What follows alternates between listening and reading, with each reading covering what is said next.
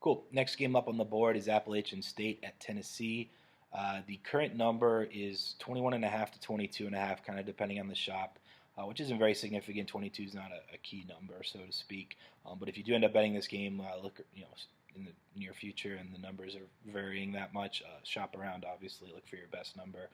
It opened 19.5 though, so there was some money on Tennessee, which isn't very surprising in the end. They're a team that's getting a ton of hype, SEC contender, potentially even making the college football playoff, and so they've been bought up here in this week one matchup.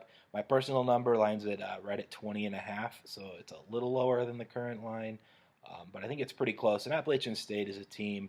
It's not like Charlotte. If you watch that Charlotte-Louisville video, small school, not a lot of information because they're not bringing back a ton of people. Not a team I'd get involved with betting early in the season until I get more data.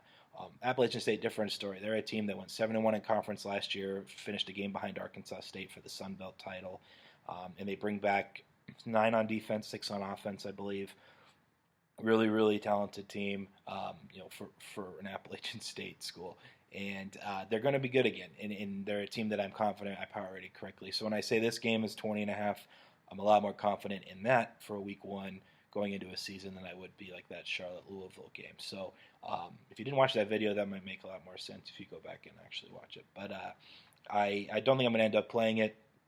I'd be really surprised with this game. It just totally feels like it's going to land between 20 and 24.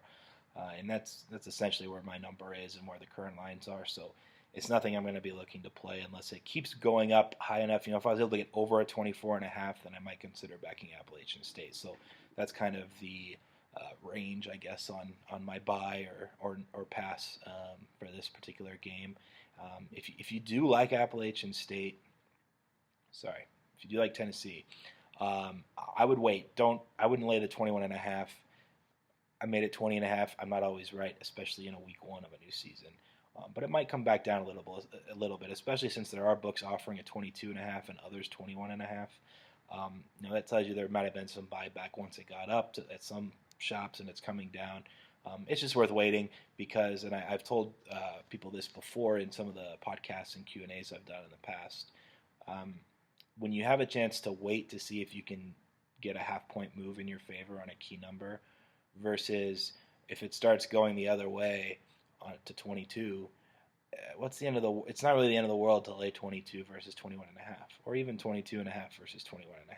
It's such an insignificant number in comparison to the amount of times that if you wait and get a 21, you're saving money on a push on a key number. So that's kind of just a generality, a rule that I'll recommend throughout the entire season, probably throughout these week one videos in certain cases, and this would be one. So if you like Tennessee, I think it's worth waiting, see if it comes down to 21, 20.5. If not, and you're still going to bet it anyway, 22, 22.5, it's almost the same thing. So I wouldn't sweat it too much.